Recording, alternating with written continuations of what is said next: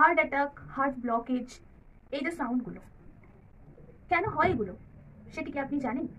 হার্টে যে রক্ত পৌঁছানোর ধমনীটি থাকে অর্থাৎ করোনারি আর্টারি, সেই আর্টারির মধ্যে যদি চর্বি বা কোলেস্টেরল বা ক্যালসিয়াম ইত্যাদি জমতে থাকে, ধীরে ধীরে জমার ফলে ব্লক তৈরি করে।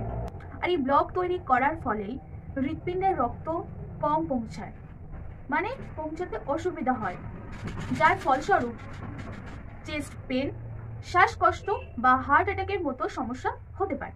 তাহলে আপনি বুঝলেন যে হার্ট ব্লকেজটা ঠিক কি বা হার্ট অ্যাটাকটা ঠিক কেন হয়। এবার হচ্ছে অ্যাঞ্জাইনা, অর্থাৎ এই চেস্ট পেন যে কথাটা, এটি হয়তো অনেকেই শুনে থাকবেন। হার্টে চাপ বা ব্যথা, কিন্তু অ্যাটাক হবে না। হার্ট একটা চাপা কষ্ট হবে, ব্যথা করবে, কিন্তু অ্যাটাক করবে না।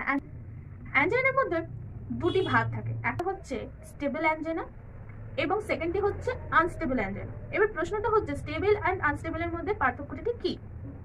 স্টেবল অ্যাঞ্জাইনা হচ্ছে আপনি যখন হাঁটবেন, হাঁটার সময় বা যখন কাজ করছেন, কাজ করার সময় ব্যথা অনুভব করবেন, আবার বিশ্রাম যখন নেবেন তখন সেই বিশ্রামের ফলে ব্যথাটা কমে যাবে। এটি হচ্ছে আপনার স্টেবল অ্যাঞ্জাইনা।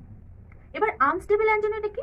আনস্টেবল অ্যাঞ্জাইনার ক্ষেত্রে হবে ভীষণ বিপদজনক, অর্থাৎ ব্যথা হবে প্রচন্ড, আপনি বিশ্রাম নেবেন, বিশ্রামেও আপনার রিলিফ হবে না, অর্থাৎ ব্যথা যন্ত্রণা কমবে না।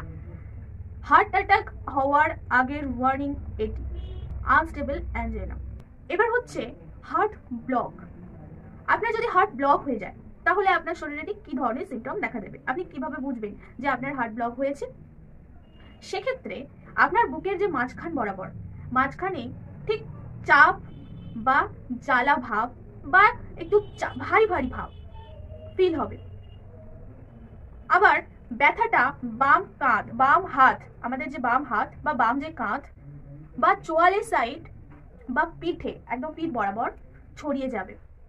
শ্বাসকষ্ট থাকবে তার সঙ্গে ভীষণভাবে, অতিরিক্ত ঘাম হবে, তার সঙ্গে অনেকেরও এরকমও দেখা যায় তার বমি বমি ভাব দেখা দেবে, শরীরটা তার দুর্বল হয়ে আসবে, ভীষণ দুর্বল লাগবে। এবার হচ্ছে মহিলাদের ক্ষেত্রে সেম প্রসেসই হবে, পুরুষদের ক্ষেত্রে যেমনটি দেখা দেবে সিমটম, মহিলাদের ক্ষেত্রেও হার্ট ব্লকের সেমই দেখা দেবে, একটু ডিফারেন্স থাকবে।